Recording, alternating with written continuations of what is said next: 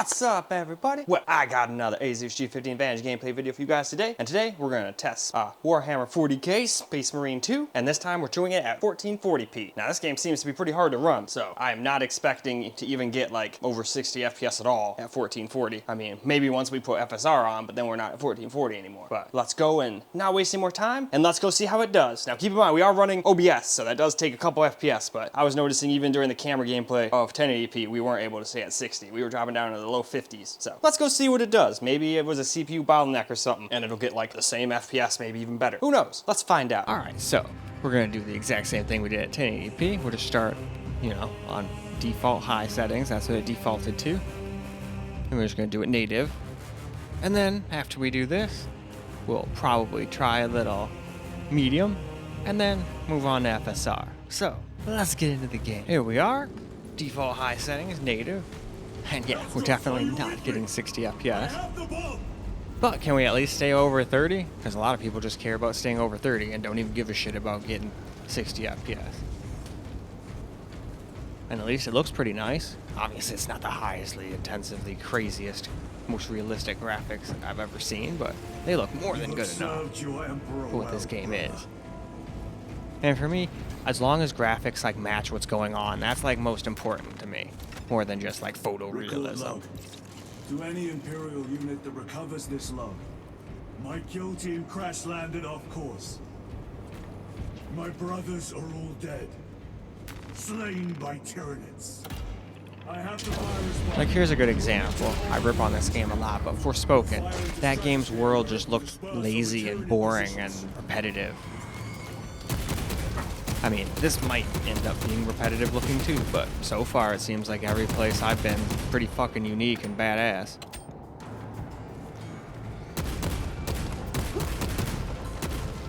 And I think right during this is just like basically the prequel. Or what did they call that? Prologue. That's the right term, I believe. I think this is just the prologue of the game.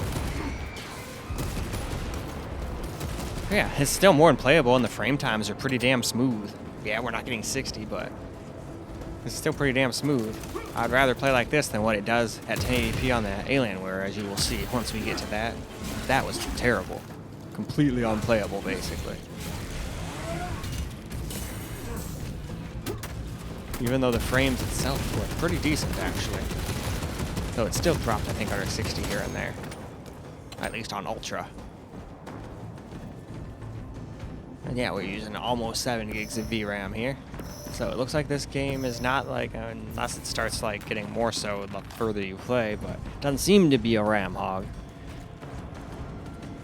But anyway, let us move along. So, alright, let's now try dropping the settings down to medium. Still probably won't hit a constant 60, but I just want to see if it makes any difference at all, or if you might as well just play it at the high default and get around the same FPS. That's what it seems like so far, but I want to be sure, Now we got medium settings, and so far it looks like we just are getting about the same amount of FPS.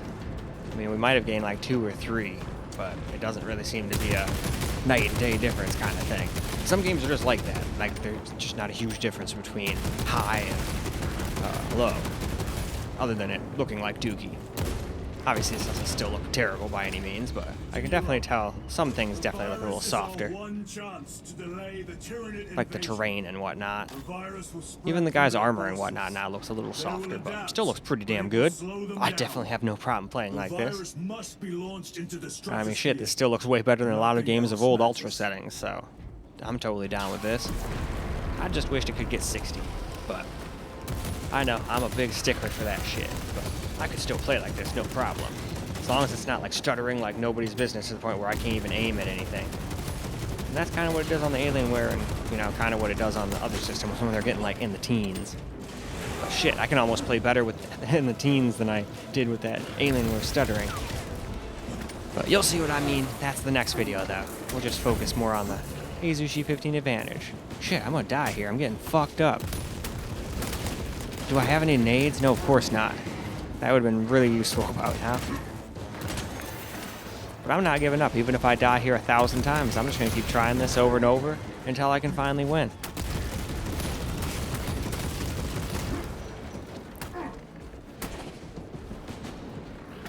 I am basically toast. I have like one hit. Yep, there we go. One hit more and I'm dead. Yep, there we go. Toast.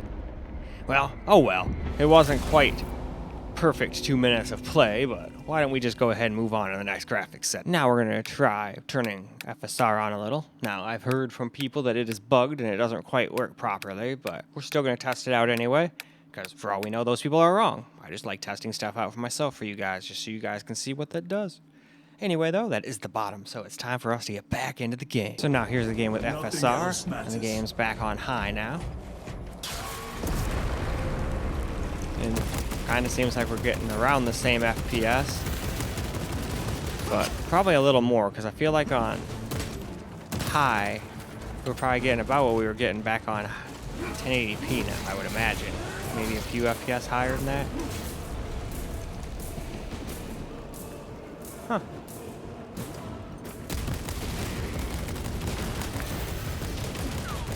But FSR still has its little issues. Like, the dude doesn't have that bad of the little FSR aliasing around him, but I noticed when I was firing at the people from a distance, they kind of looked like they did. But again, that's me watching myself play. I didn't notice that while I was playing. To be perfectly honest, when I'm playing a game, I rarely notice half of these small imperfections.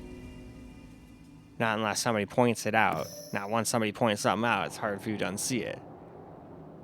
Like DLSS, when it first came out, like not like the original shit that was basically vastly moved, that shit sucked. But when 2.0 came out, it had a bad, like, not artifacting, but it would like have trails behind it. Almost like you turned on the mouse pointers on the old Windows computers, where it would like make a bunch of trails behind.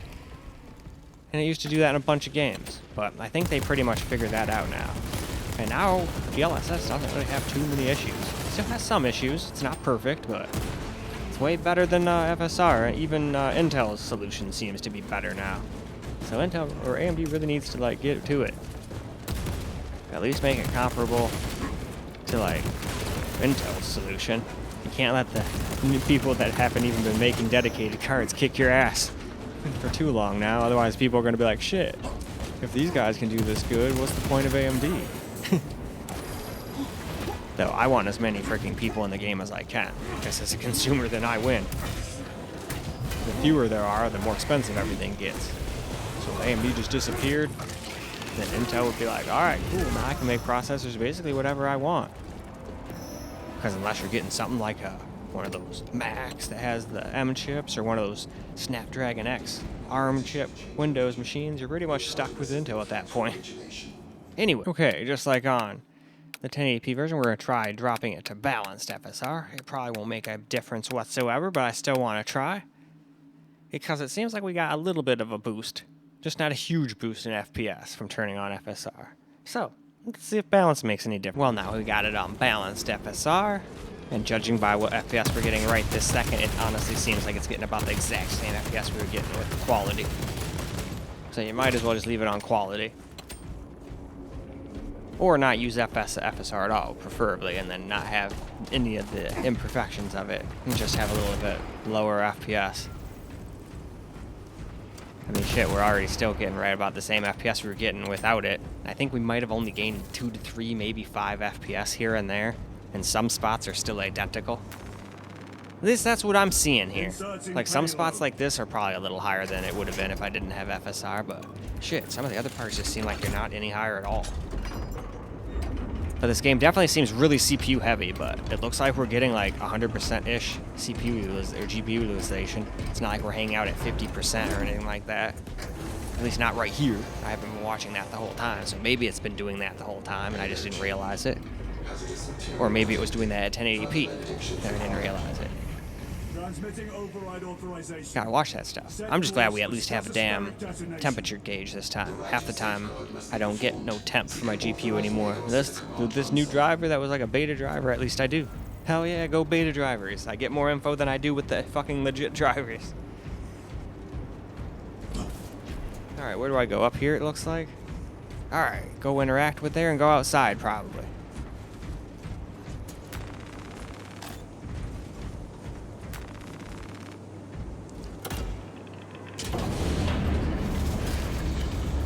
Where is the command console? console? On the observation platform above. The Lagos on duty does not respond.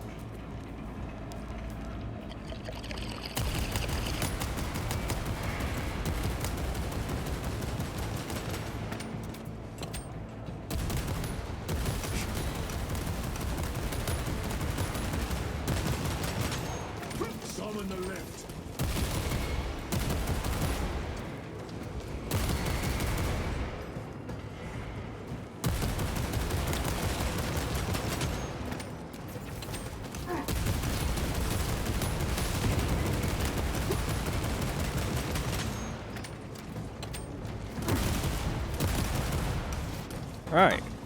Alright, dude, stop shooting at me, you little bastards. I mean, that's what they're supposed to do. It's not like me telling them to stop is gonna make them stop. They're trying to kill me after all. Oh, there still is one left. Fuck you. There we go. Anyway, why don't we go ahead and move along? Now for some camera recorded gameplay. I'm sure we'll still drop under 60, but it still seems to be pretty damn playable like this.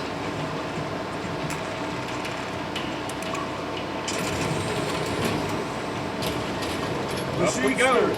What is the status of the orbital launcher? Hibernation. Console inactive for 22 hours. This impiety to the Omnisire has been logged. Activate launch systems. The rite of initialization must be performed. Seeking authorized labels for the command console. The command console is posted at the edge of the observation platform, and Lagos will attend to you shortly. Doubtful. All the way over there, huh?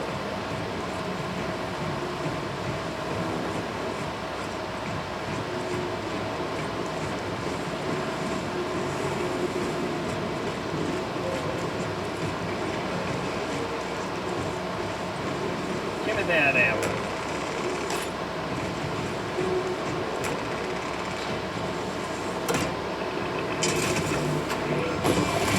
Missions complete.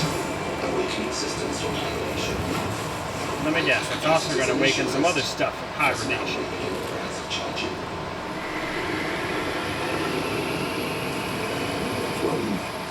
Can you not hasten the damn process? Seismic disruptions have occurred. Launch trajectory may have been altered. Alright, so I just have to survive. Easier said than done in this game, but I'll give it my best shot.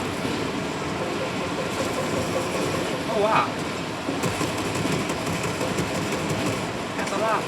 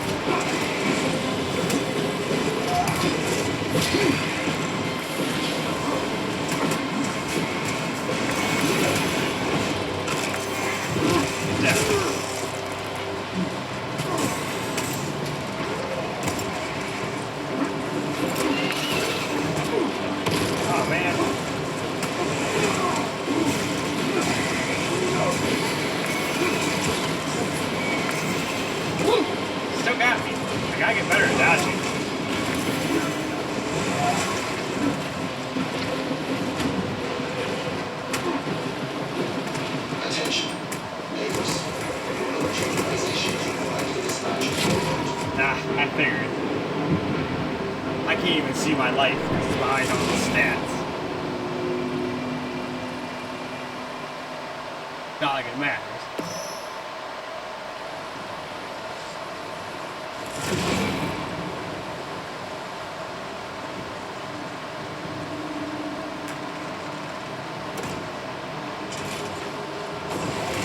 Alright, so let's just not throw these at those people down there this time. I probably wasn't supposed to do that. Probably supposed to save them for when they get up here. that was just me being stupid.